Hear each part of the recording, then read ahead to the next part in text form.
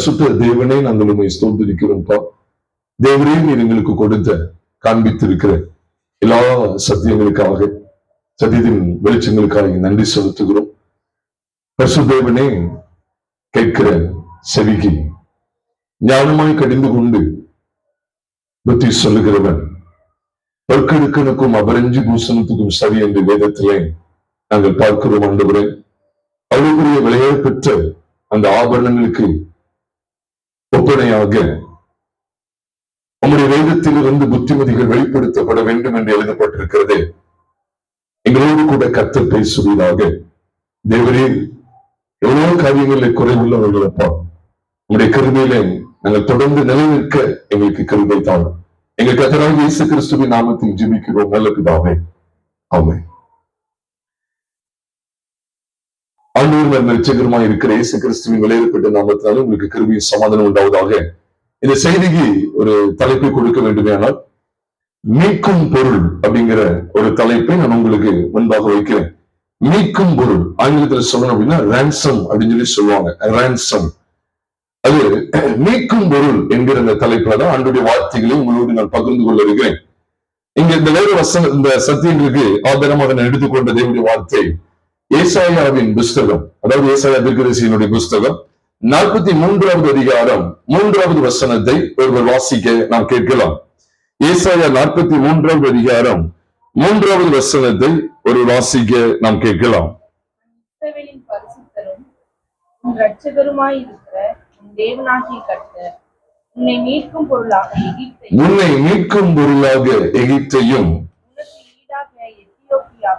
உனக்கு ஈடாக எத்தியோப்பியாவையும் சேபாவையும் கொடுத்தேன் என்று இங்கு எழுதப்பட்டிருக்கிறது. பொதுவா இந்த ஏசாயா 43வது அதிகாரம் முதல் 2 வசனங்களும் 3ஆம் வசனத்தை விட்டுவிட்டு 4, 5, 6 ஆகிய வசனங்களையும் அதிகமாக சபையிலே சொல்வது பெரிய வழக்கமா இருக்கிறது. அதில் விசேஷமாக ஏசாயா 43வது அதிகாரம் முதல் 2 வசனங்களையும் 3ஆம் வசனத்தை விட்டுவிட்டு 4, 5 ஆகிய அடுத்த 2 வசனங்களையும் உறுதியாக கெட்டியாக பிடித்துக் கொள்வார் ஏராளம் உண்டு. ஆனால் ஏசாயா 43வது அதிகாரம் 3ஆம் வசனத்தை அநேக வேளைகளிலே அநேக கவனிக்க தவறுகிறார்கள் என்று சொல்லி நாம் பார்க்கிறோம். அநேக கவனிக்க தவறுகிறார்கள். ஏனென்றால் அதுக்கு முன்னால நீங்க பாத்தீங்கன்னா ஆண்டவர் என்ன சொல்ற, பயப்படாதே உன்னை மீட்டுக் கொண்டேன். தொடர்ந்து சொல்ற, உன்னை பெயர் சொல்லி அழைத்தேன் என்னுடையவெல்லாம் சொல்லும் போது இதெல்லாம் பெரிய வாக்கு தத்தமா எடுத்துக்கொள்வாங்க. அது தொடர்ந்து நம்ம எல்லாருக்கும் தெரியும். நீ தாறுகளை கடக்கும் தண்ணீர்களை கடக்கும் போது தண்ணீர்களை கடக்கும் போது அது உண்மையில் பொருளுவதில்லை. அப்புறம் நீ அக்கினியில் நடக்கும் போது நீ வேகாது இருப்பாய். பாருங்க, நீ தண்ணீர்களை கடக்கும் போது நான் உன்னோடு இருப்பேன். நீ ஆறுகளை கடக்கும் போது அவைகள் உண்மையில் பொருளுவதில்லை. நீ அக்கினியில் நடக்கும் போது நீ வேகாது இருப்பாய்ன்னு சொல்லலாம் வாக்கு தத்தங்கள் அநேகமா சொல்லுகிறார்கள். அதுக்கப்புறம் 4ஆம் வசனத்தை பார்க்கும்போது நீ என் பார்வைக்கு அருமையானபடியாக கனம் பெற்றால் சிநேகித்தேன். 5ஆம் வசனத்துல பயப்படாத நான் உன்னுடனே இருக்கிறேன். இதெல்லாம் சொல்லி வாக்குத்தத்த வார்த்தைகளாக அநேக பிரசங்கங்களை அநேக சபைகளிலே நாமும் கேட்க முடியும். ஆனால் 3வது வசனத்தை சற்றும் நோக்கி விடாமல் அதுல எந்த ஒரு புரிதலும் இல்லை என்று விட்டுவிட்டார்களா என்பது எனக்கு தெரியவில்லை. அதுல 3ஆம் வசனத்தின் அடிப்படையில் வெளியேறப்பட்ட சத்தியங்களை இன்னைக்கு நாம் கேட்க இருக்கிறோம். 3ஆம் வசனம் ஆரம்பிக்கும் போதே சொல்லப்பட்டிருக்கு, அழகா போட்டு பாருங்க, நாம் இஸ்ரவேலின் பரிசுத்தரும் உன் இரட்சகர் என்று ஆண்டவர் சொல்லுகிறார். இந்த 2 பதத்தோடு தான் ஆண்டவர் பேசுகிறார். இந்த 2 பதத்தை காமிச்சு கொடுக்குறதுதான் இந்த 2 விதமா அடுத்த 2 பதத்தை பயன்படுத்துற, ஒன்று மீட்கும் பொருள், இன்னொன்று உனக்கு ஈடாக, உன்னை மீட்கும் பொருள், இன்னொன்று உனக்கு ஈடாகுன்னு சொல்லி ஆண்டவர் பேசுகிறார். அப்போ இந்த வசனம் ஆரம்பிக்கும் போதே பரிசுத்தம் உள்ளவர் இரட்சகர், இந்த 2 வார்த்தைகளை நீங்கள் நான் பார்க்க முடியும். பரிசுத்தம் உள்ளவர் இரட்சகர், இது எதை வெளிப்படுத்துது அப்படின்னு சொன்னா, கிறிஸ்துவானவர் பரிசுத்தம் உள்ள சாயலிலே காணப்பட்டிருந்தார். அது பாவ வம்சத்தின் சாயல் கிடையாது. தேவன் இந்த பூமிக்கு, தேவனாகிய கிறிஸ்து இந்த பூமிக்கு வெளிப்படுகிற வரைக்கும் அவருடைய சாயல் என்னவாக இருந்தது என்று வேதத்தில் நீங்கள் பார்ப்பீர்கள் என்றால், அவர் பிதாவுக்கு ஒரே பேரானவர், அவர் பிதாவின் தற்சுரூபமானவர் என்றெல்லாம் வேதத்திலே கொலோசையர் 1வது அதிகாரம் 17வது வசனத்திலே திட்டமும் தெளிவுமாக நீங்கள் நான் வாசிக்க முடியும். அது மாத்திரம் பிலிப்பியர் 2வது அதிகாரம் 6ஆம் வசனமும் சரி, கொலோசையர் 1வது அதிகாரம் 17வது வசனமும் சரி, ஆண்டவருடைய ரூபத்தை குறித்து வேதம் சொல்லும் போது அது விசேஷமா பிலிப்பியர் 2வது அதிகாரம் 6வது வசனத்திலே அவர் தேவனுடைய ரூபமாயிருந்தும் தேவனுக்கு சமமாய் இருப்பதை கொள்ளையாடின பொருளாக எண்ணாமல் தம்மை தாமே வெறுமையாக்கி என்ன ரூபம் எடுத்து அடிமையின் ரூபம் எடுத்து மனுஷ சாயலானார். அப்புறம் அவர் மனுஷ ரூபமாய் காணப்பட்டு, அதாவது மரண பரியந்தமும் சிலுவையின் மரண பரியந்தமும் கீழ்ப்படிந்தவராகி தம்மை தாமே தாழ்த்தினார். அப்போ அந்த பிலிப்பியர் 2வது அதிகாரம் 6, 7, 8 நாம் வாசிக்கும் போது அவருடைய அந்த 2 ரூபத்தை குறித்து பேசுகிறார். ஒன்று, அவர் இன்னொரு மனுஷ சாயலாக, இன்னொரு அவர் தேவ சாயலாக இருக்கிறார், தேவ ரூபமாக இருக்கிறார். எவ்வளவு ஒரு வெளிப்பாடா இருக்கு பாருங்க. இதைத்தான் யோவான் அப்போஸ்தலனாகிய யோவான் விதமாக அவர் அடையாளப்படுத்துகிறது. யோவான் சுவிசேஷம் 1வது அதிகாரம் 14வது வசனத்திலே நாம் பார்க்கும்போது, அந்த வார்த்தை மாம்சமாகி கிருபையினாலும் சத்தியத்தினாலும் நிறைந்தவராய் நமக்குள்ளே வாசம் பண்ணினார். அவருடைய மகிமையை கண்டோ, அது எப்படி இருந்ததாம்? அது பிதாவுக்கு ஒரே பேரானவருடைய மகிமைக்கு ஏற்ற மகிமையாக இருந்தது என்று வாசிக்கிறோம். பொதுவா ஒட்டுமொத்த சத்தியங்களை எது தெரியுமா? தேவ ரூபத்தில் இருந்த கிறிஸ்து மனுஷ ரூபத்துக்கு, மனுஷ சாயலுக்கு அவர் என்ன செய்கிறார்? வருகிறார். மனுஷ சாயலுக்கு அவர் வெளிப்பட்டார். அடிமையின் ரூபம், தேவ ரூபம் அடிமையின் ரூபமானது. இதன் விலையேறப்பட்ட சத்தியம். ஏதோ நம்ம பேசுறதுனால பெருமை அடித்து நம்ம என்னது தம்பட்டை அடித்து கொண்டு இருக்குன்னு நினைக்கிறாதீங்க. கொஞ்சம் பேரா இருந்தாலும் பரவாயில்ல, ஒரு 8-10 பேரோட பேரை கிளம்புனாலும் பரவாயில்ல. நீங்க சத்தியத்தை தெளிவா அறிந்துருவீங்க. நம்ம இது இன்னைக்கு தெளிவா சொல்லிடுறேன். இதோட ஆழத்துக்குள்ள போறதுக்குள்ள நான் இன்னும் தெளிவுபடுத்திருந்தேன். பல இடங்கள்ல பல கூட்டங்கள் நீங்க நடக்கு குற்றப்படுத்த நினைச்சிடாதீங்க. நீ தாழ்மையை குறித்து, கர்த்தருக்கு பயப்படுதல் குறித்து, பரிசுத்தத்தை குறித்து, அப்புறம் நியாயத்திற்கு அப்புறம் தேவனுடைய வருகைக்கு ஆயத்தப்பட வேண்டிய காரியத்தை குறித்து, இன்னும் தெய்வீக சுபாவங்களை குறித்து, அப்படி செய்யணும், இப்படி நடக்கணும், இப்படி நடக்கக்கூடாது, எல்லாவற்றையும் குறித்த டீச்சிங், போதனைகள் எல்லாமே நமக்கு தெரியும். நீங்க எல்லாத்தையும் நீங்க கவனிச்சு பார்த்தீங்கன்னா அது மாம்ச சம்பந்தப்பட்டது, உலக சம்பந்தப்பட்டதா இருக்கும். இந்த ரெண்டுமே சிலுவைக்கு வந்துவிட்டது என்பதை தான் நாம் தொடர்ந்து கவனிக்கிறோம். மாம்சமும் சரி, ஒட்டுமொத்த மாம்சமும் ஒட்டுமொத்த உலகமும் எங்கே மாண்டு விட்டது என்கிற உபதேசத்தை, எங்கே மாண்டு விட்டது என்கிற சத்தியத்தை நம்ம எங்கே கவனிக்கிறோம்? எங்கேதான்? சிலுவையில தான் ஒட்டுமொத்த வம்சம். அதனால சுய வழிகளை மேற்கொள்வது எப்படின்னு ஒரு பிரசங்கம் வெளியே பண்ணப்பட்டாலும் பரவாயில்ல, அது வெளியெல்லாம் போயிருக்கும். அது எங்கதான் இருக்கு? சுயத்தை மேற்கொள்வது எங்கதான் இருக்கு? சிலுவையில தான் இருக்கு. மாம்சத்தை மேற்கொள்வது, உலகத்தினுடைய சிற்றின்பங்கள், ஆசாபாசங்கள், கவர்ச்சிகள், உலகத்துக்கு உத்தரேசம் தரிக்கிற பலவிதமான பலதரப்பட்ட கிரியைகள் எல்லாம் எங்கதான் ஆண்டு போகிறது அப்படிங்கிறத அப்போஸ்தலனாகிய பவுல் மூலமா திருச்சபைக்கு தேவன் வெளிப்படுத்த சித்தம் கொண்டார் என்றால் சிலுவையில். அதான் அப்போஸ்தலனாகிய பவுல் சொன்னார், அவராலே உலகம் எனக்கு சிலுவையில் அறிந்திருக்கிறது, நானும் உலகத்திற்கு சிலுவையில் அறிந்திருக்கிறேன் என்று சொல்லும் போது, கர்த்தராகிய இயேசு கிறிஸ்துவின் சிலுவை பற்றிய உபதேசமானது நம்முடைய ஒட்டுமொத்த வம்சத்துக்கும் நம்முடைய ஒட்டுமொத்த உலகத்துக்கும் முடிவு கட்டுகிறது என்கிற வெளிச்சத்தை அறியாதிருக்க வேண்டாம். நீங்க ஏதோ ஒரு செய்தியை கேட்டு போறேன்னு இல்ல, நாம் தியானிக்கிற இவன் கவனிச்சுக்கிறீங்க, தியானிக்கிற அத்தனை செய்திகளும் இதுலதான் காண்பிக்கப்பட்டுக்கிட்டே இருக்கு. சிலுவையில் சிலுவையில் சிலுவையில் கர்த்தராகிய இயேசு கிறிஸ்துவின் சிலுவையில மட்டும்தான் காண்பிக்கப்படும், வேற எங்கேயும் கிடையாது. இந்த இடத்துக்கு வந்ததுனால கர்த்தர் ஆசீர்வாதம் கிடையாது, இந்த இடத்துக்கு வந்ததுனால அப்புறம் இங்க கூடி வந்துட்டதுனால இல்ல. சிலுவை பற்றிய செய்தி, சிலுவை பற்றிய செய்தி, சிலுவை பற்றிய உபதேசம் கெட்டு போகிறவர்களுக்கு பைத்தியமா இருக்கிறது, ரட்சிக்கப்படுகிற நமக்கு அது தேவ பலனா இருக்கிறது என்று வாசிக்கிறோமே. அப்ப அந்த தேவ பலன் ஒருவரும் மேற்கொள்ள முடியாததுதான் தேவ பலன். தேவ பலனை யாராவது மேற்கொள்ள முடியுமா? தேவ பலனை யாராவது மேற்கொள்ள முடியும்னு சொல்லுங்க. கண்டிப்பா சிலுவை பற்றிய உபதேசத்தை தாண்டி இன்னொரு பலன் இருக்குன்னு நான் சொல்லியிருந்தேன். சிலுவை பற்றிய உபதேசம் கெட்டு போகிறவர்களுக்கு பைத்தியமா இருக்கிறது, ரட்சிக்கப்படுகிற நமக்கோ அது தேவ பலனா இருக்கிறது. தேவ பலனுக்கு மிஞ்சின பலனை நீங்க கண்டுபிடிச்சிட்டீங்க அப்படின்னு நான் சொல்றேன். சிலுவை பற்றிய உபதேசத்தை தாண்டி இன்னொரு பூர்ண உபதேசம் நீங்க கண்டுபிடிச்சிட்டீங்கன்னு நான் சொல்லுவேன். கண்டுபிடிச்சிருக்கீங்களா? தேவ பலனை தாண்டி தூதனுடைய பலன், ஒட்டுமொத்த தூதனுடைய பலனும் சேர்ந்து இந்த தேவனுடைய ஒரே தேவன் தானே, இந்த தேவனுடைய பலனை மேற்கொண்டலாமா? மேற்கொள்ள முடியுமா? ஒட்டுமொத்த தூதனுடைய பலனும் சேர்ந்து, லூசிபர் அவனுடைய எல்லாம் சேர்ந்து தேவபலனை மேற்கொள்ள முடியுமா? முடியவே முடியாது.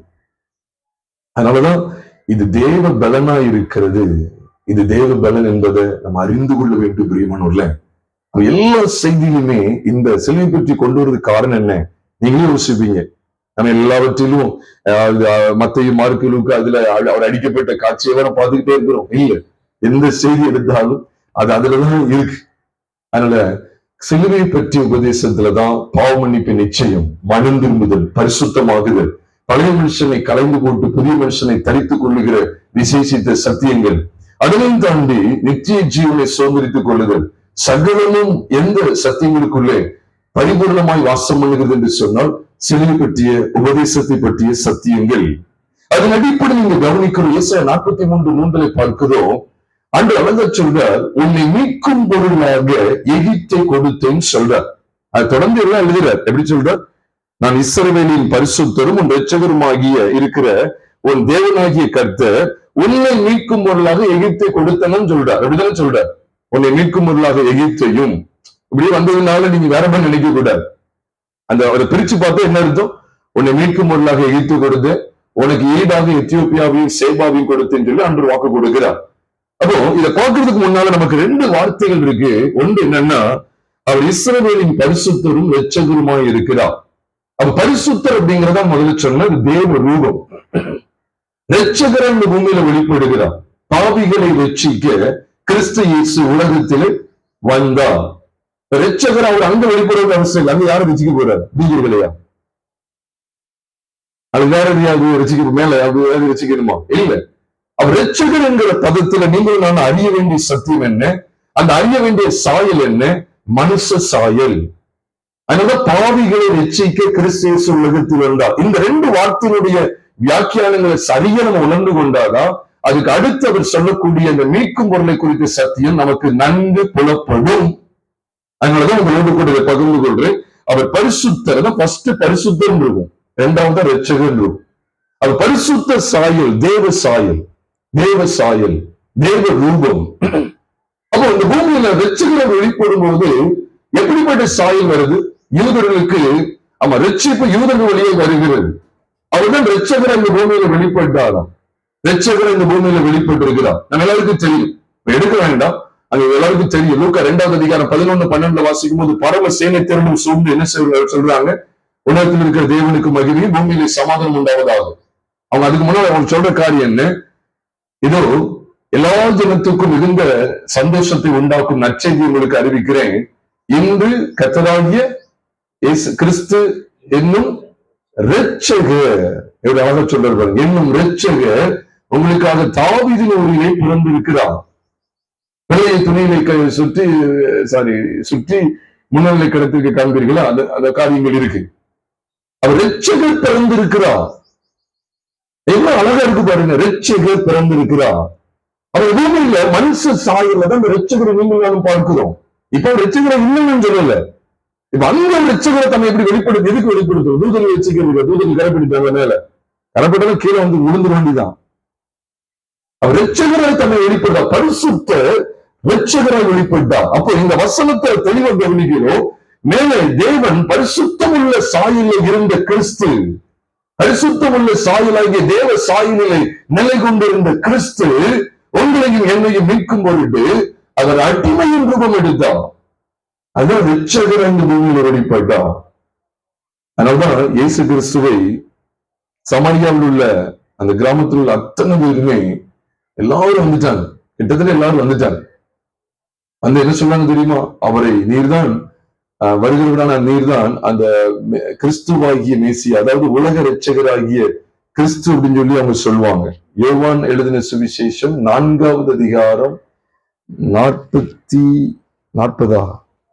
யோவான் எழுதின சுவிசேஷம் 4வது அதிகாரம் 42 வாசிங்க. 42. உன் சொல்லி நிமித்தம் அல்ல, அவருடைய உபதேசத்தை நாங்களே கேட்டு பாருங்க, அவர் மெய்யாக என்ன பாருங்க, கிறிஸ்துவாகிய உலக இரட்சகர் என்று அறிந்து விசுவாசிக்கிறோம் என்றார்கள். இது எப்படி அறியப்படுறது பார்த்தீங்களா? உலக இரட்சகர். கர்த்தருடைய பரிசுத்த நாமம் மகிமைப்படுவதாக. உலக இரட்சகராக வெளிப்பட்டா, அதனாலதான் ஏசாயா 43:3 நாம் பார்க்கிறோம். அவர் பரிசுத்த, இஸ்ரவேலின் பரிசுத்த, அவர் எப்படிப்பட்டவராக இந்த பூமியில வெளிப்படுறார் என்றால், இரட்சகருமாகிய தேவன், இரட்சகருமாகிய கர்த்தர். இந்த ரெண்டு வெளிப்பாடு எனக்கு தேவை. அவர் பரிசுத்தம் உள்ளவர், என்னையும் உங்களை மீட்கும்படியாய் இரட்சகராய் தம்மை தாழ்த்தினார் இந்த பூமியில. இந்த வெளிப்பாடோடு தான் அவர் சொல்ற, உன்னை மீட்கும் பொருளாக எதை கொடுத்தேன்னு சொல்ற, சத்தமா சொல்லுங்க, எகிப்து கொடுத்தேன்னு சொல்ற. அதுக்கப்புறம் உனக்கு ஈடாக எத்தியோப்பியாவின் சேபாவை கொடுத்தேன்னு சொல்ற. நான் முதல்ல இந்த எகிப்து உங்களோடு நான் பகிர்ந்து கொள்ளட்டும். உன்னை மீட்கும் பொருளாக, இந்த செய்திக்கு தலைப்பு தான் மீட்கும் பொருள். அது என்ன மீட்கும் பொருள் அப்படின்னு சொல்லப்பட்டிருக்கு? மீட்கும் பொருள் எதுவா? இந்த ஏசாயா 43:3 பார்த்து சொல்லுங்க. மீட்கும் பொருள் எதுவா? எகிப்து. எகிப்து தான் மீட்கும் பொருள் அப்படின்னு சொல்லி இருக்கு. ஆனா நீங்க புதிய ஏற்பாடு சத்தியத்துல வரும்போது 1 தீமோத்தேயு 2ஆம் அதிகாரம் 5, 6 ஆகிய வசனங்களை நாம் பார்க்குமே ஆனால், வேதம் சொல்லுகிற 4 கூட நாம் பார்க்கும்போது எல்லா மனுஷரும் ரட்சிக்கப்படும். 1 தீமோத்தேயு 2ஆம் அதிகாரம் 4, 5, 6, 7 ஆகிய வசனங்களை பார்க்கும்போது, எல்லா மனுஷரும் ரட்சிக்கப்படவும் சத்தியத்தை அறிகிற அறிவை அடையவும் அவர் சித்தம் உள்ளவராக இருக்கிறார். அது சொல்லிட்டு சொல்ற, தேவன் ஒருவரே 5ஆம் வசனத்துல 1 தீமோத்தேயு 2:5 சொல்றாரு, தேவன் ஒருவரே, தேவனுக்கும் மனுஷருக்கும் மத்தியஸ்தரும் ஒருவரே, எல்லாரையும் மீட்கும் பொருளாக. அந்த அடுத்த வசனம் 6ஆம் வசனம் நல்லா கவனிங்க.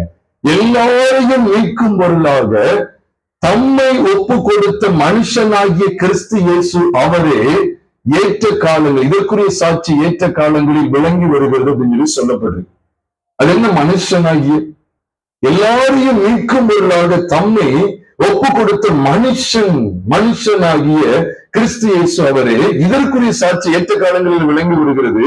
இதைத்தான் அப்போஸ்தலன் பவுல் சொல்றார். அடுத்த வசனம் சொல்றார், இதற்காகவே நான் பிரசங்கியாகவும் அப்போஸ்தலனாகவும் புறஜாதிகளுக்கு விசுவாசத்தையும் சத்தியத்தையும் விளங்க பண்ணும் போதகனாகவும் நியமிக்கப்பட்டிருக்கிறேன். அதுவும் பிடிக்கிறாரோ? நான் பொய் சொல்லாமல் கிறிஸ்துவுக்கு உண்மையை சொல்லுகிறேன்னு சொல்றேன். இது பொய் கிடையாது, உண்மை. நான் கிறிஸ்துவுக்குள் பொய் சொல்லாமல், நான் பொய் சொல்லாமல் கிறிஸ்துவுக்குள் உண்மையை சொல்லுகிறேன். சில நேரங்கள் சொல்லும்போது நம்ப மாட்டாங்க. ஏன்னா பொய் சொல்லல ஐயா, நான் உண்மைதான் சொல்றேன் அப்படின்னு சொல்லுவாங்க. சில சொன்னா, சில ஒரு காரியம் சொல்லு வச்சுக்கோங்களேன், எனக்கு அப்சா விட்டாத, இதெல்லாம் பொய் அப்படின்னு சொல்லுவாங்க. இல்ல நான் பொய் சொல்லல, நான் உண்மைதான் சொல்றேன் அப்படின்னு சொல்லுவாங்க. பாருங்க, நான் பொய் சொல்லாமல் கிறிஸ்துவுக்குள் உண்மை சொல்லுவேன். இதற்காகவே நான் பிரசங்கியாகவும் அப்போஸ்தலனாகவும் புறஜாதிகளுக்கு விசுவாசத்தையும் சத்தியத்தையும் விளங்க பண்ணும் போதகனாகவும் நியமிக்கப்பட்டிருக்கிறேன். ஒரு ஊழியம் எதுல இருக்கு பாருங்க, மீட்கும் பொருளை காண்பித்துக் கொடுக்கக்கூடிய இடத்துலதான் கர்த்தருடைய கனமான ஊழியம் இருக்கு. இதை விட்டுட்டு வேற எங்கேயும் போகக்கூடாது. நீ வேற எதுக்கு நான் பிரசங்கியா இருக்கிறேன்? நான் எதுக்கு பிரசங்கியா இருக்கணும்? நான் எதுக்கு அப்போஸ்தலனா இருக்கணும்? புறஜாதிகளுக்கு விசுவாசத்தையும் சத்தியத்தையும் விளங்க பண்ணும் போதகனாக நான் எதுக்காக? எனக்கு அப்போஸ்தலன் பவுல் சொல்றார், நான் பிரசங்கி, அப்போஸ்தலன், போதகன். எதுக்காக? இந்த இந்த இப்படிப்பட்ட ஸ்தானங்கள்லாம் எதுக்காக கொடுக்கப்பட்டிருக்கு? இப்படிப்பட்ட நிலைப்பாட்டில் ஏன் இவர் நெருங்கி இருக்கிறார்? எதுக்காக ஒரு அப்போஸ்தலன்? இதற்காகவே. இதற்காகவும் போடல, இதற்காகவே, இதற்காகவே, வேற எதுக்காக இல்ல. இதை காண்பித்து கொடுக்கணும். தேவனுக்கும் மனுஷனுக்கும் மத்தியஸ்தர் ஒருவரே. யாக்கோபு கண்டந்த ஏணியானது கர்த்தராகிய இயேசு கிறிஸ்து அடையாளம். மேலே தேவன், கீழே மனுஷன், மத்தியில் ஏணியாக வெளிப்பட்ட பெத்தேல், அவர் மூலமாக வாசஸ்தலம் ஏற்படுத்துகிறோம். அவர்தான் அஸ்திபாரம். போடப்பட்டிருக்கிற அஸ்திபாரமாக இயேசு கிறிஸ்துவ இல்லாமல் வேறொரு அஸ்திபாரத்தை போடு ஒருவனாலும் கூடாது என்று 1 Corinthians 3ஆம் அதிகாரம் 11ஆம் வசனத்தை வாசிக்கிறோம். யாக்கோபு கண்ட அந்த ஏணியானது, அந்த ஏணியில ஏறுகிறவர்கள் பார்க்கும்போது தேவனுக்கும் மனுஷனுக்கும் மத்தியஸ்தர இந்த ஏணி வெளிப்பட்டது எப்படியோ அப்படியே நாத்தான்களிடத்துல தேவன் பேசும்போதும் யோவான் சுவிசேஷம் 1ஆம் அதிகாரம் கடைசி வசனத்துல நாம் வாசிக்கும் போது அன்று சொன்னார், வானம் திறந்திருக்கிறதையும் தேவதூதர்கள் மனுஷகுமாரனிடத்திலிருந்து ஏறுகிறதில் இறங்குறதையும் இது முதல் என்ன செய்வீர்கள் காண்பீர்கள் என்று மெய்யாகவே உங்களுக்கு சொல்கிறேன்னு சொல்றார். இதுதான் இதிலும் பெரிதானவைகளை காண்பா என்று சொல்லிட்டு அதை சொல்றார். பெரிதானது எது தெரியுமா? இந்த மத்தியஸ்தரையாகிய கிறிஸ்து இயேசுவை அறியணும். அன்றைக்கு ஏனியில ஏறி போறாங்க, ஏறுறாங்க, வர்றாங்க. இங்க மனுஷகுமாரிலிருந்து ஏறுறாங்க, இறங்குறாங்க. எவ்வளவு வெளிப்பாடு பார்த்தீங்களா? அப்ப அன்னைக்கு சொல்லப்பட்ட அந்த ஏணியை இங்க கவனிச்சு பாத்தீங்கன்னா ஏறுறது இறங்குறது, வானம் திறந்து இருக்கிறது, தேவன் கீழே மனிதன், நடுவுல மத்தியஸ்தர கிறிஸ்து இருக்கிறார். அவ ஆதியாகமம் 28வது அதிகாரத்தில் 11 மற்றும் 12 காண்பிக்கப்பட்டிருக்கிற அந்த ஏணியை குறித்த சத்தியமானது எதனை வெளிப்படுத்துது? ஏதோ ஏணி குதிரை அப்படின்னு சொல்லி ஏறுறதுக்கு அடையாளமா இல்ல, கர்த்தராகிய இயேசு கிறிஸ்துவுக்கு அடையாளம். அதை மறந்துடக்கூடாது. இவர் இல்லைன்னா மேல இருந்து எந்த கனெக்ஷனும் கிடையாது, கீழே இருந்து எந்த கனெக்ஷனும் மேல போக முடியாது. கீழையும் மேலையும் கனெக்ஷனும் கிடையாது. அதனால இயேசு சொன்ன, நான் உங்களுடைய சத்தியமும் ஜீவனுமாய் இருக்கிறேன், என்னாலே இல்லாமல் ஒருவனும் பிதாவினிடத்தில் வரான் என்று சொன்னார். அப்ப நமக்கு ஒரு குழப்பம் வருது. என்ன வருது? ஏசாயா 43:3 மீட்கும் பொருள் எது? எகிப்து. அப்ப 1 தீமோத்தேயு 2வது அதிகாரம் 6ஆம் வசனத்துல மீட்கும் பொருள் யாரு? ஆமா, இயேசு கிறிஸ்து, கிறிஸ்து இயேசு. அப்ப அந்த எகிப்துன்னு சொல்லப்பட்டிருக்கு. எகிப்தை தான் நினைச்சு கொடுத்தேன்னு சொல்ற மீட்கும் பொருளா. அப்ப ஆண்டவர் வந்து அப்பப்ப சமயத்துக்கு தக்கன மாத்து வரேன்னு கேட்டா இல்ல, அவர் மாத்த மாட்டார். பல ஏற்பாட்டில் சொல்லப்பட்டதும் பூர்ணமான சத்தியங்கள் தான். ஆனா அந்த சத்தியங்கள் கிறிஸ்து இயேசுவை பற்றுகிறதா இல்லாவிட்டால் அத்தனையும் வீண். அவைகள் எல்லாம் கிறிஸ்துவை பற்றியது அப்படின்னு சொல்லிதான் கொலோசியர் 2:17 சொல்லப்பட்டு எல்லாருக்கும் தெரியும். அவைகள் எல்லாம் வருங்காலங்களுக்கு நிழலாய் இருக்கிறது, அவைகளின் பொருள் கிறிஸ்துவை பற்றியது. அப்போ அங்கே மீட்கும் பொருள் எகிப்து, இங்கே மீட்கும் பொருள் கிறிஸ்து இயேசுன்னு போட்டிருக்குதே. எல்லாரையும் மீட்கும் பொருளாக தம்மை ஒப்பு கொடுத்த மனுஷனாகி கிறிஸ்து இயேசு அவரே சொல்லி அந்த 1 தீமோத்தேயு 2வது அதிகாரம் 6ஆம் வசனத்தில் சொல்லப்பட்டிருக்க சத்தியத்தினுடைய தாற்பயம் என்ன? அங்க எகிப்து என்று சொல்றாரு. இதனுடைய உண்மையான அர்த்தம் என்ன அப்படின்னா, மீட்கும் பொருள், ransom அப்படிங்கிற ஒரு அர்த்தம் ஆங்கிலத்துல.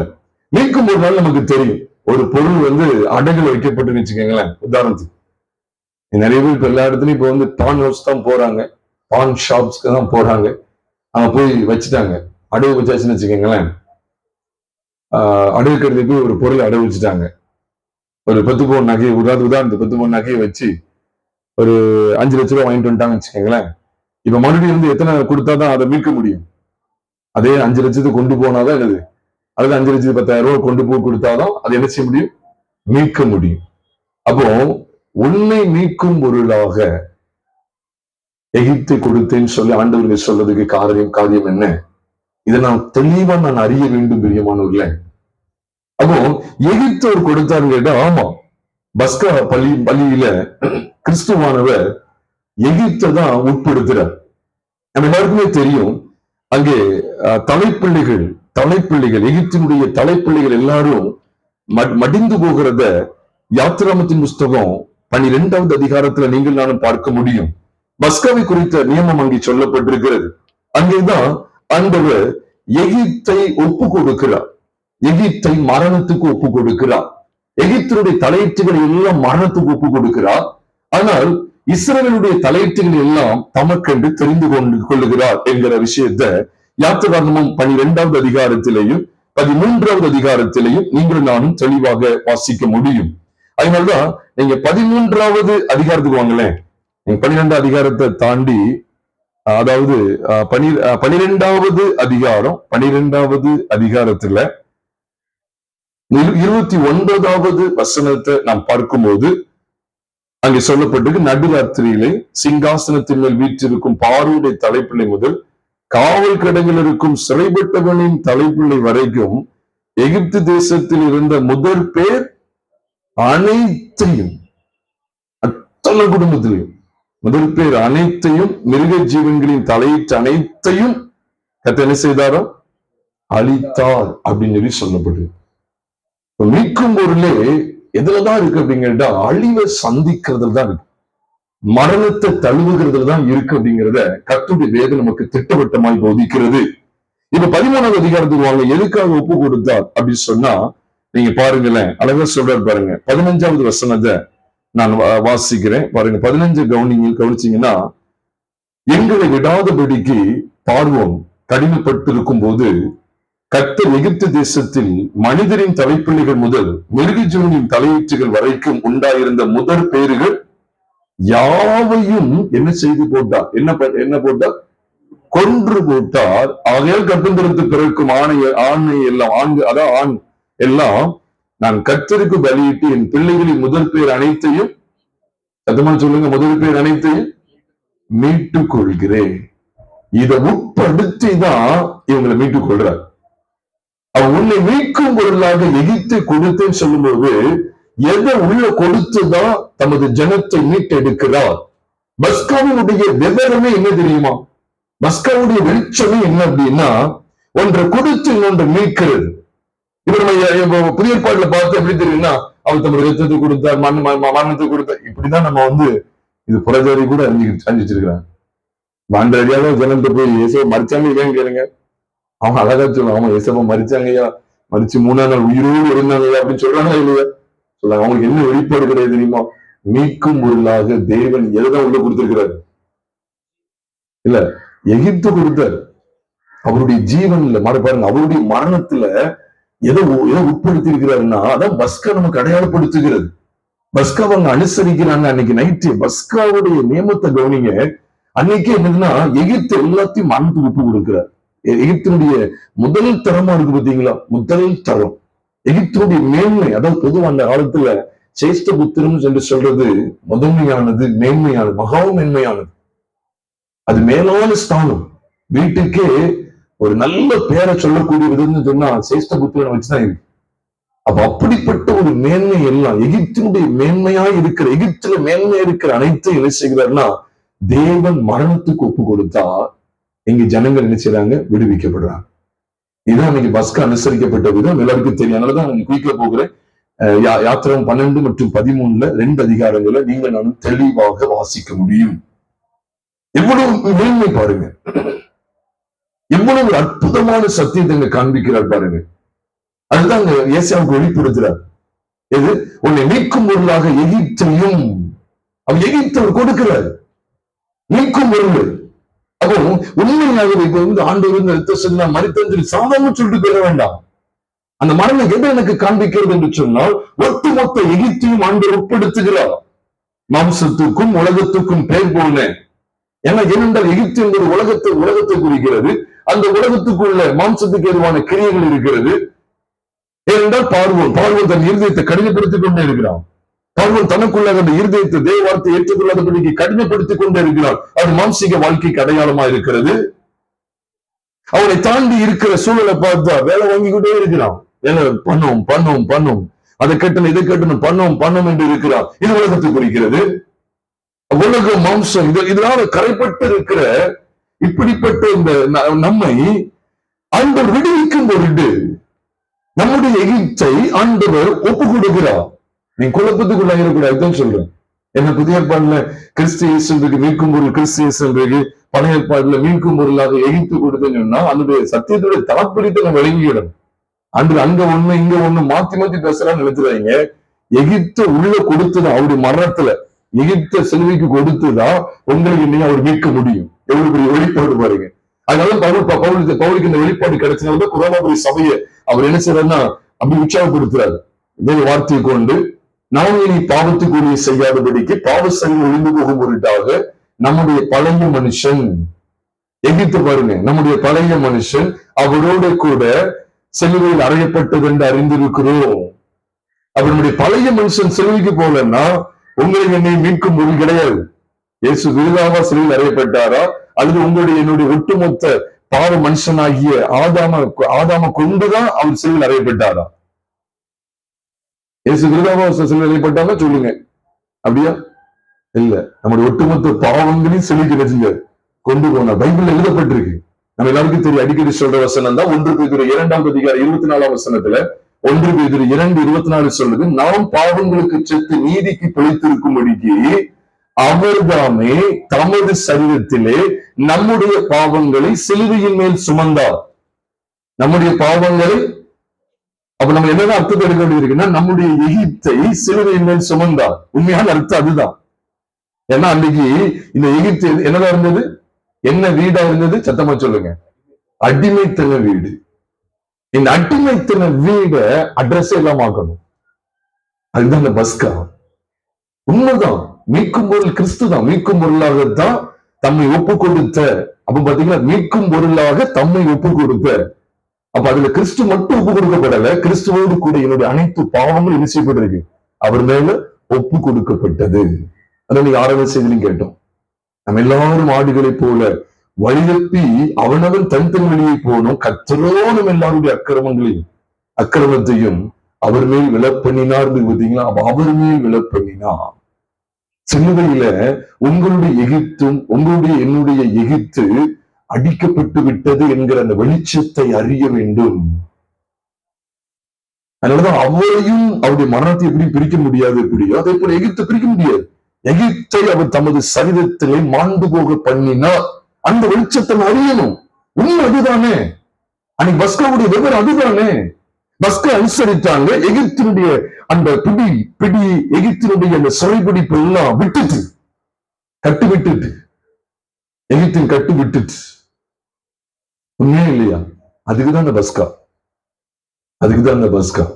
அந்த சத்தியத்தை நம்ம தவற விழுங்கிக்கிட கூடாது. ஏசாயா 43:3 நம்ம சரியா நிதானிக்கணும்.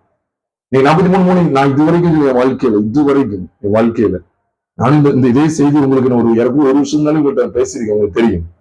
நான் இதுவரைக்கும் என் வாழ்க்கையில ஒரு முறை கூட மீட்கும் பொருளாக எகிப்த கொடுத்ததை நான் இதுவரைக்கும் என் வாழ்க்கையில கேட்டதே கிடையாது. இனியும் கேட்பேன்னு நினைக்கீங்க?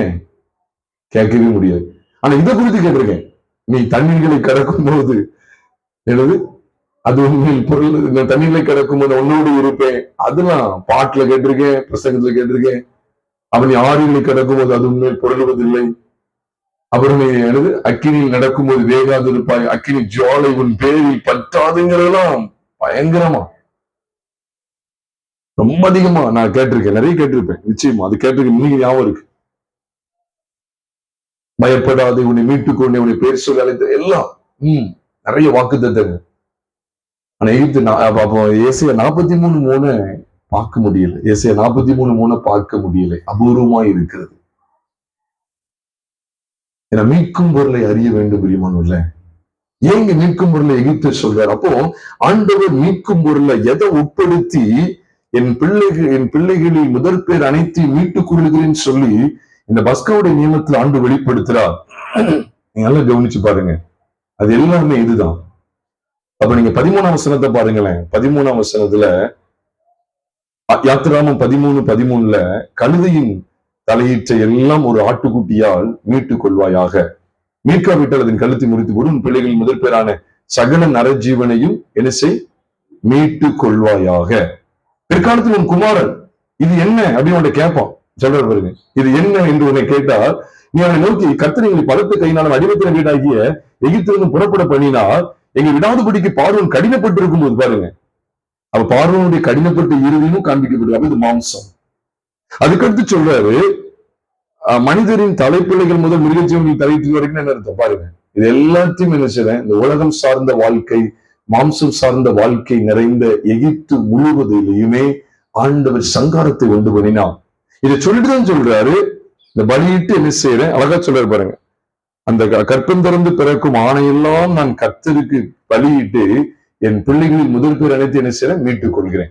அப்ப இதை அழிவுக்கு ஒப்பு கொடுக்கிறாரு. அப்ப கற்பம் திறந்து பிறக்கிற ஆணையெல்லாம் ஒப்பு கொடுக்கணும். அது அந்த காலத்துல கற்பம் திறந்து பிறக்கிற முதல் பேர் அனைத்து என்ன செய்யணும்? அங்க ஒப்பு கொடுக்கணும், எங்க பலிபடுத்தி கொண்டு வரணும். ஆனா புதிய ஏற்பாடு அப்படி கிடையாது. முதல் பேரானவர் யாருதான்? கிறிஸ்து, இயேசு கிறிஸ்து. அவர் முதல் பேருன்னு சொல்லி இங்க சொல்லப்பட்டிருக்கு.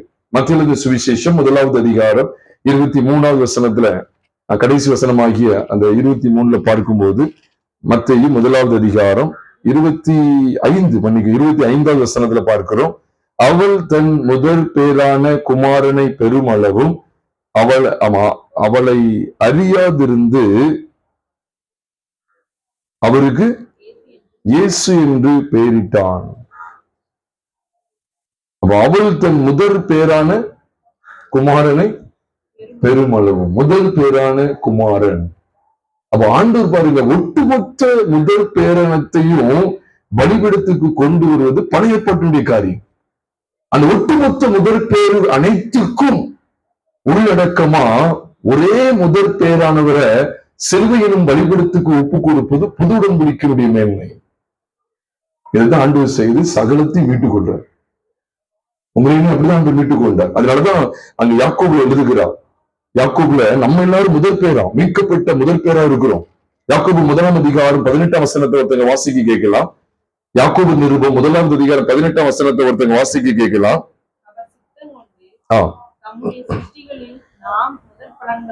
பாருங்க, அவர் சித்தம் கொண்டு தம்முடைய சிருஷ்டிகளில் நாம் முதற் பலன்கள் ஆவதற்கு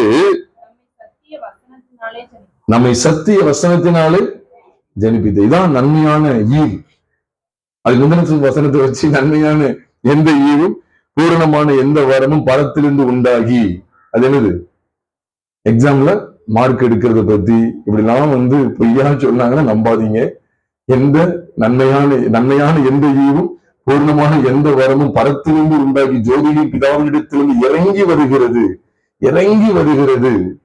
ஒரு முன்ன எப்படி நான் கேட்டேன் டிவியில, அவங்களுக்குரிய இந்த வாஷிங் மிஷின் வானத்திலிருந்து இறங்கி வருகிறது நான் இப்பொழுதே காண்கிறேன் அப்படின்னு சொன்னாங்க.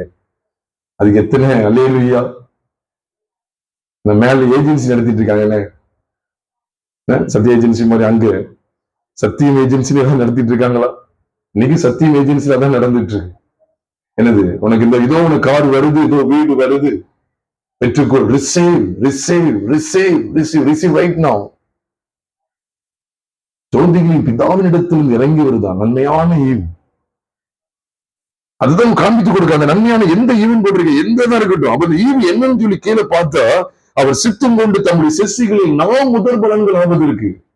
முதல் பலன் என்ன அர்த்தம்? முதல் தரமானவங்களா, முதல் பெயரா, முதல் பலன்களா, சிஸ்ட புத்திரத்தை உடையவர்களாய் காணப்படுவதற்கு நம்மை சத்திய வசனத்தினால என்ன செய்தாரா? ஜெனிப்பித்தா. ஆகையால் தான் சொல்றார், நம்ம எப்படிப்பட்ட பரிசுத்த நடக்க உள்ளவங்களா இருக்கணும். நான் ஜெனிப்பிக்கப்பட்டேங்கிற வெளிப்பாடு வேணும். நான் மறுபடியும் பிறந்திருக்கிறேன். கர்த்தர் மறுபடியும் பிறக்க செய்திருக்கிறார். இஸ்ரேல் ஜனங்கள், நீங்களே யோசிச்சு பாருங்க, இஸ்ரேல் ஜனங்கள் எகிப்தில் எத்தனையோ வாதைகளை பார்த்தாங்க. ஆண்டவர் அவங்களுக்காக தான் செஞ்சாரு. அதுல எதுலையாவது அவங்களை ஜெனிப்பிக்க வச்சாரா? வைக்கவே முடியல. எந்த அற்புதத்தினாலையும் அவங்க எந்த வாதையினாலும் அவங்களை நினைச்சு ஜெனிப்பிக்க வைக்க முடியல. ஆனா எதுலதான் அவங்க ஜெனிப்பிக்கப்படுற ஒரு அனுபவத்துக்குள்ள வர்றாங்க? பஸ்காவில்தான் தலையிட்டு அனைத்தையும் ஒப்பு கொடுத்து இந்த தலையிட்டு அனைத்தையும் மீட்டுக் கொள்றார். அவர் மீட்டுக் கொள்ற பகுதி எங்கதான் வருதுங்க? மற்ற வாதைகள் இல்ல, பஸ்காவில் தான் இருக்கு. அவர் எகிப்தை உட்படுத்துறாரு. எதுக்கு? மரணத்துக்கு உட்படுத்துகிறார். அப்ப அன்னைக்கு இஸ்ரேல் ஜனங்கள் அனுசரித்த அந்த பஸ்கா எனக்கு எதை வெளிப்படுத்துகிறது? நான் மீட்கப்படுவதற்கு ஆண்டவர் உலகத்தையும் மாம்சத்தையும் அவருடைய சிலுவை மரணத்தில் ஒப்பு கொடுக்கிறார். இதெல்லாம் மீட்கும் பொருள். நம்ம சொல்றோம், நீ காரல் செய்தி கூட கேட்டோம், அப்போஸ்தலர் 20:28 தேவன் உங்களை குறித்து தமது சுய ரத்தத்தினாலே சம்பாதித்துக் கொண்ட தமது சபையை வைப்பதற்கு உங்களை கண்காணிகளாக வைத்த மந்து முழுவதும் குறித்து எச்சரிக்கை இருங்கள் என்று வேதம் சொல்லுகிறது. அங்கே என்ன எழுதப்பட்டிருக்கு? சுய ரத்தத்தினாலே சம்பாதித்துக் கொண்ட தமது சபை. அவர் ரத்தத்தை சிந்திதான் உங்களை என்னை ஆண்டு மீட்டுக் கொள்ள முடியும். அந்த வெளிச்சத்தை நான் அறிய வேண்டும் பிரியமானவர்கள. அங்கதான் இந்த வெளிச்சத்தை குறித்த காரியங்களை நீங்களும் நான் இங்க கவனிக்கிறோம். அப்ப இங்க பார்த்த கிறிஸ்டியன்ஸ், அங்க பார்த்தா எகிப்து. ஏசாயா புஸ்தகத்துல மீட்கும் பொருள் எகிப்து. இங்க தீமோத்தேயுல பார்க்கிறோம் மீட்கும் பொருள் கிறிஸ்து இயேசு. அப்ப உண்மையான அர்த்தம் என்னன்னு பார்த்தா, இயேசு கிறிஸ்து அவர் செஞ்ச பாவத்துக்காக இல்லை, அவர் பாவமே அறியாதவர், அவர் பாவம் செய்யாதவர். உங்களுடைய என்னுடைய எகிப்தை துண்டு துண்டாக்க வேண்டும். உங்களுடைய என்னுடைய எகிப்தை ஒன்றுமில்லாமல் செய்ய வேண்டும், ஒன்றுமில்லாமல் ஆக்க வேண்டும். அதுக்காக தான் அங்களுடைய முதல் தரத்தை எல்லாத்தையுமே ஆண்டவர் மரணத்துக்கு ஒப்பு கொடுக்கிறதுக்கு பேர் தான் பஸ்கா. ஒன்ற மரணத்துக்கு ஒப்பு கொடுத்து இன்னொன்று ஜீவனுக்கு ஒப்பு கொடுக்காரு பாருங்க. அப்ப நீங்களும் நானும் குமாரனுடைய மரணத்தினாலதான் பழித்திருக்கிறோம். அவர் உங்களை என்னையும் மீட்கும் பொருளாக அவர் எகிப்தை என்ன செய்தார் என்றால், பஸ்காவின் நாளிலே அவர் எகிப்தை மரணத்துக்கு ஒப்பு கொடுத்தார். அவர் கர்த்தராகிய இயேசு கிறிஸ்துவின் சிலுவையிலே கிறிஸ்து இயேசுவோடு கூட என்னுடைய எகிப்து, நம்முடைய எகிப்து அறையப்பட்டிருக்கிறதா இல்லையா? அறையப்பட்டிருக்கிறது. அந்த பஸ்காவுடைய விஷயத்தை இங்க கொண்டு வரும்போதுதான் ஒட்டுமொத்த இந்த அடிமைத்தன வீடு, மாம்சம் உலகம் சார்ந்த இந்த அடிமைத்தன வீடு, நீங்க இந்த வீடு எடுத்துக்கிட்டாலும் சரிதான், இந்த வீடு, அதாவது இந்த உலகம் என்கிற இந்த பெரிய வீட்டை எடுத்துக்கிட்டாலும் சரிதான், மாம்சம் உலகம் என்கிற இந்த அடிமைத்தன வீட்டை தேவன் சிலுவைக்கு கொண்டு போனா, இதைத்தான் அன்றைக்கும் காண்பித்தார், இன்றைக்கும் காண்பிக்கிறார். அதைத் தொடர்ந்து ஆண்டவர் ஏன் உனக்கு ஈடாக எத்தியோப்பியாவின் சேபாவை கொடுத்தேன்னு சொல்லி சொல்றார் என்றால், அதனுடைய விசேஷமும் அது சுருக்கமாக சொல்லுகிறேன். இந்த எத்தியோப்பியா சேபா அப்படின்னு சொல்லும் போது இது எல்லாமே அந்நிய தேசங்களை குறிக்கிறது, அந்நிய பட்டணங்களை குறிக்கிறது. எகிப்தை போல அந்நிய பட்டணங்களை குறிக்கிறது. ஏன் உனக்கு ஈடாக அப்படின்னு சொன்னார் அப்படின்னு சொன்னா, இந்த ஈடு அப்படின்னாலே இந்த சொல்லுவாங்க, ஆங்கிலத்துல சொல்லுவாங்க காம்பன்சேட் அப்படின்னு சொல்லி சொல்லுவாங்க, கம்பன்சேஷன் அல்லது காம்பன்சேட் அப்படின்னு சொல்லி சொல்லுவாங்க. ஈடு கட்டுகிறது, ஈடு கட்டுகிறது. 2000 ரூபாய் பொருள் உடைஞ்சிட்டு அப்படின்னா அதுக்கு 1000 ரூபாய் கொடுத்து அதுக்கு ஈடு கிடையாது.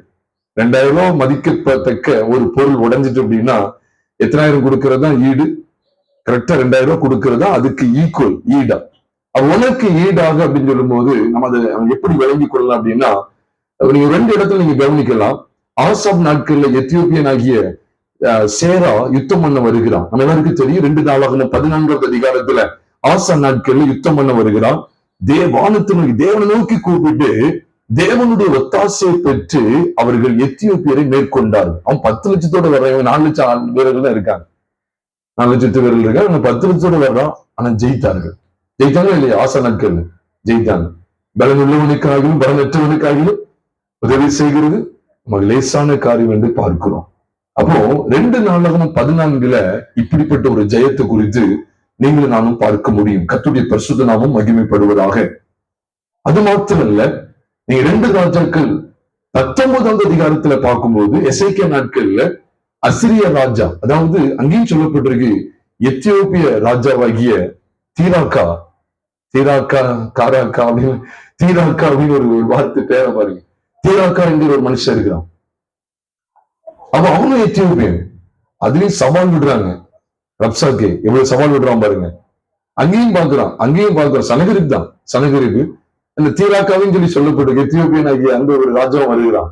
அப்போ இவங்க எல்லாரையும் ஆண்டு என்ன செய்யறா மேற்கொள்ள பண்ற. இந்த 2 முக்கியமா சொல்லனா, இவங்க 2 பேருமே கர்த்தருடைய சபைக்கு விரோதமா நின்றவர்கள். எசேக்கியா நாட்களில் இருந்த கர்த்தருடைய சபையாகிய யூத ஜனத்துக்கு எதிராக நின்ற அந்த சன்பல்லாத்துடைய மன்னிக்கும், ஆமா சனகரிப் சன்பல்லாத்துல சனகரிப் என்கிற அந்த மனிதனை குறித்து பார்க்க, அந்த எத்தியோப்பியன் ஆகிய ராஜா தீராக்கு குறித்து அங்க கவனிக்கிறோம். அதே போலதான் ஆசா நாட்களையும் கூட சேரா என்கிற எத்தியோப்பியன் ஆகிய சேரா ஒரு 10 லட்சம் ஆட்களை கூட்டிட்டு வந்துட்டான். அப்ப அங்கேயும் ஜெயிக்க முடியாம கஷ்டப்படுறாங்க. ஆனாலும் கூட தேவ சமூகத்துல நிக்கிறாங்க. அப்ப தேவனிடத்தில் ஒத்தாசை வருது. அதே போல இங்கேயும் சனகரிப்பு இந்த எத்தியோப்பியன் ஆகிய தீராக்காவை மேற்கொள்றதுக்கு இங்க இந்த யாரு எசேக்கியா என்கிற தேவ மனிதன் தேவ சமூகத்தில் நிற்கிறார். அவருடைய ஒத்தாசைக்காக நிற்கிறார். உபவாசத்தை கூறுகிறார். அது எதை வெளிப்படுத்துதுன்னு சொன்னா, பிரியமானவர்களே, அவரிடத்திலிருந்து ஒத்தாசை வந்தது. அது எசேக்கியா ராஜாவா இருக்கட்டும், ஆசா ராஜாவா இருக்கட்டும், அவன் எத்தியோப்பியரை ஆண்டு நினைச்சாரா முறியடிக்கிறான். எத்தியோப்பியர்களை கர்த்தர் முறியடிக்கிறான். அதனாலதான் எழுதப்பட்டிருக்கு எத்தியோப்பிய சேபா அப்படின்னு சொல்லப்படுற இந்த கூட்டங்கள் எல்லாம் உனக்கு ஈடாக அப்படின்னு சொல்லி சொல்றாரு. அப்படின்னா என்ன அர்த்தம் தெரியல உங்களுக்கு? ஆக்சுவலா யூதா ஜனத்தினுடைய தலைதான் அவளுடைய தலை வாங்கப்பட்டிருக்கும். அது எசேக்கியா ராஜாவின் நாட்களா இருக்கட்டும், ஆசா நாட்களா இருக்கட்டும், அவங்க எல்லாம் எதுக்கு வந்திருக்காங்க? இவங்க அழிக்கிறதுதான் வர்றாங்க. இவங்க அழிக்கிறதுக்கு வர்றாங்க. ஆனா அழிஞ்சு போனது யாருதான்? உனக்கு ஈடாக, உனக்கு பதிலாக, உனக்கு ஈடாக இவ யார்தான் மனது ஒப்பு கொடுக்கப்பட்டிருக்கணும்? சொல்லுங்க. யூதா ஜனங்களாகிய தேவனுடைய ஜனங்கள் தான் ஒப்பு கொடுக்கப்பட்டிருக்கணும். ஆனா யார் ஒப்பு கொடுக்கப்படுறா? அப்ப எத்தியோப்பியர் சேபா இந்த கூட்டத்தை அவர்கள் சந்தித்த விதமானது எப்பொழுது அப்படின்னு சொன்னா, அவர்கள் தேவனுடைய பிள்ளைகள் ஆனதுக்கு பிற்பாடு, தேவனை அறிந்து கொண்டதுக்கு பிற்பாடு. அப்ப தேவன் எதுக்காக இந்த வெளிப்பாடை தர்றாரு அப்படின்னு சொன்னா, நல்லா யோசிச்சுக்கங்க. முதல்ல இந்த மீட்கும் பொருளை கண்டறினாதான் ரட்சிப்பு.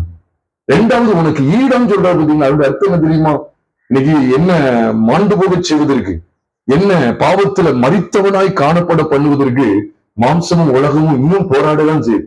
எத்தியோப்பியர்கள் ஆசாவுக்கு விரோதமாகவும் எசேக்கியாவுக்கு விரோதமாகவும், எத்தியோப்பியர்கள் யாரு யூதா ஜனத்துக்கு விரோதமா வந்த செய்கையானது எதுக்கு அடையாளமா இருக்கு? மாம்சம் ஆவியை மேற்கொள்ள பிரயாசப்படுகிறது. அதுக்கு பதிலா நான் அங்க ஈடு கொடுக்கன்னு சொல்ற. உன்னை மேற்கொள்ள நினைக்கி நீ அதை மேற்கொள். இதான் உனக்கு ஈடம். அவன் ஒன்ன மன்னத்துக்கு உட்பட்டு கிடைக்கும். அவன் உண்மையிலே நீங்க மறிச்சு போகணும். எதிர்த்து போர்ஸை பார்த்தா எத்தியோப்பியர்கள் யூதாவே உன்னை மேற்கொண்டிருக்கணும். அந்த ஒண்ணு நான் அவங்களை மேற்கொள்ள வைக்கிறேன். அப்படின்னா இதனுடைய உண்மையான தாற்பயத்தை நான் விளங்கிக் கொள்ளுமையானால், உண்மையிலே எத்தியோப்பிய சேபாத் எல்லாமே மாம்சத்துக்குரியவர்கள். இந்த மாம்சத்துக்குரிய பட்டணங்கள், மாம்சத்துக்குரிய தேசங்கள், இதெல்லாம் உண்மையிலே பிரியமானவர்கள இந்த உலகம் மாம்சத்துக்கு அடையாளமா இருக்கிறது. அப்போ ரட்சிக்கப்பட்டதுக்கு பிற்பாடு நல்ல கவனிச்சுக்கங்க, மீட்கும் பொருளாகிய இந்த எகிப்தையும் மீட்கும் பொருளாகிய கர்த்தராகிய இயேசு கிறிஸ்துவ நம்ம அறிந்து கொண்டதுக்கு பிற்பாடு, ரட்சிக்கப்பட்டதுக்கு பிற்பாடு சேபாவையும் எத்தியோப்பியாவையும் குறித்த வெளிப்பாடும் தேவைங்கிறத ஆண்டு வெளிப்படுத்துகிறார். ஏன்னா அது ஈடாக அப்படின்னு சொல்றாரு. உனக்கு ஈடாகன்னு என்ன அர்த்தம்? நீங்க யோசிச்சு பாருங்க, ஈடாகன்னா என்ன? இதுக்கு ஈடாக அப்படின்னா உன்னை காலி பண்ண நினைக்கா, நீ உன்னை காலி பண்ண நினைப்ப. அதான் இப்ப இதுக்கு ஈடா முடிக்கிற. மரணத்துக்கு மரணம், மரணத்துக்கு மரணம். இப்ப மாம்சம் ஆவியை, ஆவி மாம்சத்தை மேற்கொள்ள எத்தனைக்கிறது. நினைச்சிட இந்த போர்ஸ், இதே போர்ஸ்ல நீ நினைச்சுன்னா மேற்கொள்ளு. அதனாலதான் அன்னைக்கு எத்தியோப்பியா சேபாவை கொடுக்கறதுக்கு அடையாளம் அதுதான். நம்ம பைபிள் படி அப்படித்தான் பார்க்கிறோம். இது குறித்து இன்னும் நீங்க நிறைய படிக்கணும் அப்படின்னா ஏசாயா 20வது அதிகாரத்துல கொஞ்சம் வசனங்கள் தான் இருக்கு, 6 வசனங்கள் 7 வசனங்கள் தான் இருக்கும் நினைக்கிறேன். அந்த ஏசாயா 20வது அதிகாரத்தை குறிச்சு கேட்க, அதுல முதல் வசனத்துல இருந்து பார்க்கும்போது ஆண்டவர் பாருங்க எத்தியோப்பியா எல்லாம் என்னெல்லாம் செய்யறாரு பாருங்க. ஏசாயா 20வது அதிகாரத்துல நான் பார்க்கும்போது அது மொத்தமே 6 வசனங்கள் தான் இருக்கு. அந்த சொல்ற அசீரிய ராஜாவுக்கு சர்க்குனாலே அனுபவப்பட்டு பாருங்க. 2வது வசனம் 3வது வசனத்தை பாத்தீங்கன்னா பாருங்க, 3ஆம் வசனத்துல சொல்ற, அப்பொழுது கர்த்தர் எகிப்தின் மேலும் எத்தியோப்பியன் மேலும் வரும் 3 வருஷத்து காரியங்களுக்கு அடையாளமாகவும் குறிப்புமாக என் ஊழியக்காரனாகிய ஏசாயா வஸ்திரம் இல்லாமலும் சொல்லுங்க வெறுங்காலுமாய் நடக்கிறது போல. அதுக்கடுத்து பாருங்க, எகிப்தியர் எத்தியோப்பியர் எல்லாரையுமே இளைஞர் கிழவர் வஸ்திரம் இல்லாமல் வெறுங்காலுமா எகிப்திற்கு வெட்கம் உண்டாகும்போது இருப்பிடம் மூடப்படாதவர்களை கொண்டு போவான்னா என்ன ஒரு அவலட்சணம் பாருங்க. நிர்வாணமா கொண்டு போயிடும். உனக்கு நிர்வாணி என்று அறிவித்தவன் யார் என்று பார்க்கணும், நிர்வாணியம் கொண்டு போயிருக்கு. அப்படின்னா இது எவ்வளவு பெரிய மோசம் பாருங்க. எகிப்தியருக்கும் எத்தியோப்பியருக்கும் நடக்கிற பயங்கரமான, அவங்களுக்கு மேல செலுத்தப்படுற நீதியான நியாய தீர்ப்பு. அப்ப இவங்க எல்லாரும் தேவ ஜனத்துக்கு எதிராக இருந்தாங்க. அதுக்காக ஏசாயா என்ன சொல்றாருன்னா, நீ அறையில ரெட்டை அவிழ்த்துட்டு நீ பாதத்தையும் கலத்திட்டு நீ அப்படியே போ அப்படின்னு சொல்றாரு பாருங்க. அப்படியே ஏசாயா பாருங்க, வஸ்திரம் இல்லாம வெறுங்காலமா நடந்து போறான், நிர்வாணமா நடந்து போறான். இதுக்குதான் எதுக்கு அடையாளம் வைக்க எத்தியோப்பியர் இந்த நிலைமைக்கு கொண்டு வருன்னு சொல்றாரு. ஒரு பிட்டு கூட என்ன செய்ய எத்தியோப்பியாவுக்கு இடம் கொடுத்துறாரு. இல்ல வாட்ச மட்டும் வாங்கிட்டான் அப்படின்னு சொல்லக்கூடாது. இல்ல கொஞ்சம் கண்களை மட்டும் வாங்கிட்டான், ஒரு டிவி பார்க்கணும், எதுக்குமே இடம் கொடுத்துறாங்க எத்தியோப்பியாருக்கு. ஏன்னா எத்தியோப்பியருடைய லட்சணத்தை தேவன் காண்பித்து கொடுக்கும்போது எவ்வளவு அருமையா இருக்கு பாத்தீங்களா. அதுக்கு ஏசாயாவை அடையாளமே வச்சுட்டாரு. நிர்வாணம், நிர்வாணம் ஒரு பிட்டு துணி கிடையாது. நீங்க வசனத்துல அப்படி இருக்கு, நம்ம கொச்சை சொல்றேன்னு நினைச்சுறாங்க. வசனத்துல அப்படி இருக்கு. உருவிட்டார், அத்தனையும் உருவிட்டார். போ போ அப்படின்னு சொல்லிட்டார். இந்த வெளிப்பாடு எனக்கு வேணுமே, இதான் எனக்கு ஈடானா. அப்போ ஆமா, இதோ திருடனை போல் வருகிறேன், தன் மானம் காணப்படத்தக்கதாக நிர்வாணமாய் நடவாதபடிக்கு தன் வஸ்திரங்களை விரித்துக் கொண்டு தன் வஸ்திரங்களை காத்துக் கொள்கிற பாக்கியவான் என்று சொல்லிதான் வெளிப்படுத்தல வாசிக்கிறோம். வெளிப்படுத்தல் 16-15 நினைக்கிறேன் அது சொல்லப்பட்டிருக்கு. எனக்கு கொஞ்சம் குழப்பம். 15-16, 16-15 கொஞ்சம் குழப்பம். சொல்லுங்க, 16-15 வெளிப்படுத்து. ஆமா, 16-15. இது திருடனை போல் வருகிறேன், தன் மானம் காணப்படத்தக்கதாக நிர்வாணமாய் நடவாதபடிக்கு. அப்ப நிர்வாணமாய் நடக்கிறவங்க யாரு? சத்தமா சொல்லுங்க, யாருக்கு அடையாளம்? ஆமா, ஏசியாவுக்கு அடையாளம் தெரியாதீங்க. ஏசியாவுக்கு அடையாளமா இருப்பதுமா ஏன் வச்சு அடையாளமா வச்சிருக்கிறாரு? அடையாளமாக குறிப்புமாக ஏன் ஏற்படுத்தினாருன்னா, எத்தியோப்பியாவுடைய நிலைமை எகிப்தினுடைய நிலைமை இதுதான் அப்படின்னு சொல்றாரு. அவ்வளத்தையும் உறிஞ்சிடும் சொல்றாரு. இது என்ன தெரியுமா காண்பிக்கு? வெறுமை, வெறுமையாக்கப்படணும். நம்முடைய உலகம் வெறுமையாக்கப்படணும். நீங்க சொல்ற, நானும் வானத்திலிருந்து வந்து குதிச்சால் கிடையாது. எனக்கும் இருக்கு, பிரச்சனை இருக்கு. கண்கள் நிச்சை, மாம்சத்தின் நிச்சை, ஜீவனத்தின் பெருமை. எனக்கு மட்டும் இல்லை, எல்லாருக்கும் பிரச்சனைகள் இருக்கு. உருவிடும், நிர்வாணமான கோலமாக்கிறோம். வெளியரங்க கோலமாக்கினா உண்மையான அர்த்தம் அதுதானே. செல்வங்கள் வெளியரங்க கோலமாக்கினா அதான அர்த்தம். அது இன்னொரு பதம் என்ன? நிர்வாணமாக்கின்னு அர்த்தம். வெளியரங்கமான கோலமாக்கி ஒன்னும் தெரியாம பாருங்க, எல்லாம் முடிஞ்சுது. தயவு செய்து கொஞ்சம் கூட எடுத்துக்கூடாது, கிஞ்சித்தும் இடம் கொடுக்க வேண்டாம். இல்ல ஒரு கண்கள் நிச்சயம் மட்டும் கொஞ்சம் பார்த்து ரசிச்சுக்கிறேனே வேண்டாம். மாம்சத்தில் மட்டும் ஒரு சின்ன ஒரு இன்பத்துல ஈடுபட்டுக்கிறேனே வேண்டாம்.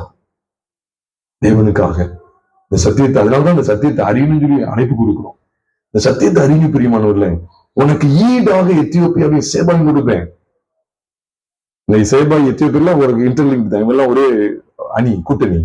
அப்ப இந்த எத்தியோப்பியாவை கொண்டு எப்படி காமிச்சு கொடுக்காம அடையாளமாக குறிப்புமாக நான் ஏற்படுத்துறேன். என்ன அர்த்தம்? வஸ்திரம் இல்லாமலும் வெறுங்காலமாய் நடக்கிறது போல அசீரிய ராஜா தான் சிறைப்பிடித்து போகிற எகிப்தியரும் தான் குடி விளக்க போகிற எத்தியோப்பியரும் ஆகிய இந்த இளைஞரையும் கிழவரையும் வஸ்திரம் இல்லாமல் வெறுங்காலுமா எகிப்திற்கு வெட்கம் உண்டாகும்படி இருப்பிடம் மூடப்படாதவர்கள் என்ன செய்வா? கொண்டு போவோம். யாருக்கு வெட்கம் உண்டாகும்படி? எகிப்திற்கு வெட்கம் உண்டு. அப்ப எங்கேயும் அர்த்தம் கொண்டு வர நம்முடைய பழைய வாழ்க்கைக்கு வெட்கம் உண்டாகும்படி, பழைய மனுஷன் ஆகிய அந்த எகிப்துக்கு வெட்கம் உண்டாகும்படிக்கு ஆண்டு அடுத்தடுத்து எதை ஈடாக காண்பிக்கணும் தெரியுமா? எத்தியோப்பியரை வெறுமையாக்கணும். இந்த வெளிச்சத்துக்கு நான் வரணும் பிரியமானவர்கள. என் வாழ்க்கையில் இப்படி இருக்குதா? அல்லது இல்லையா கொஞ்சம் ஒரு டிஷர்ட் மட்டும் போட்டு விட்டு அனுப்பியிருக்கேன், எத்தியோப்பியருக்கு ஒரு டிஷர்ட் மட்டும் போட்டு விட்டுருக்கேன், ஒரு செருப்பு மட்டும் போட்டு விடுறேன், எனக்கு கால் சுடும். இல்ல, அவன் ஒண்ணுமே அவனுக்கு இருக்கக்கூடாது, ஒண்ணுமே இருக்கக்கூடாது. கண்களில் ஒன்று கூட நான் பிடிக்க கூடாது. பணாசையும் பொருளாசையும் உலகத்துக்கு அடுத்த அந்த ஆசாபாசங்களை என்ன ஒரு இடத்துல கூட பிடிச்சிடக்கூடாது. அதுக்குதான் ஆண்டவர் எத்தியோப்பியரை வெறுமையாக்கி காண்பிக்கிறார். இவ்வளவு மேன்மையான சத்தியங்கள் நம்ம அறிவு பிரியமானவர்கள. அது என்ன அர்த்தம்? நீங்க நானும் ஒண்ணு இல்லாம இப்படிதான் கடந்திருக்கணும், நிர்வாணமே தான் கடந்திருக்கணும். எஜிபிரஸ்தர் இல்லாம நிர்வாணமா தான் கடந்திருக்கணும். ஆனா இதுக்கு ஈடா யாரு நிர்வாணமாக்குறாரு பாருங்க? எத்தியோப்பியனை நிர்வாணமாக்குறார். உலக பிரகாரமாய் நடக்கிற உலகத்தானாகிய எத்தியோப்பியன். எத்தியோப்பியன் தன் தோலை மாற்ற முடியாது. எத்தியோப்பியன் கருப்பு இனங்களால கருப்பா இருக்கிறவங்கன்னு சொல்ல வரல. அதெல்லாமே ஒரு சபிக்கப்பட்ட ஒரு இனமாய் காணப்பட்டது. சாபத்தினால அதை தொடாதீங்க. எத்தியோப்பியனுக்குள்ள நமக்கு வேண்டாம். ஆகவே அப்படிதான் எத்தியோப்பியனுக்குள்ள காரியங்களுக்குள்ள போறோம். எத்தியோப்பியன் சபிக்கப்பட்ட ஒரு சந்ததியாக அந்த காலத்திலேயே காணப்படுறாரு. அது காமின் சந்ததின்னு சொல்லி பிற்காலங்களில் சொல்லப்படவும் செய்கிறது. சிவிங்கி தன் தோலையும் மன்னிக்கும் எத்தியோப்பியன் தன் தோலையும் சிவிங்கி தன் புள்ளிகளையும் மாற்றக்கூடுமானால் தீமை செய்ய பழகின நீங்களும் நன்மை செய்யக்கூடும் என்று சொல்லி எரேமியா 13:23 வாசிக்கிறோம். அப்படிதான் இருக்கு நினைக்க.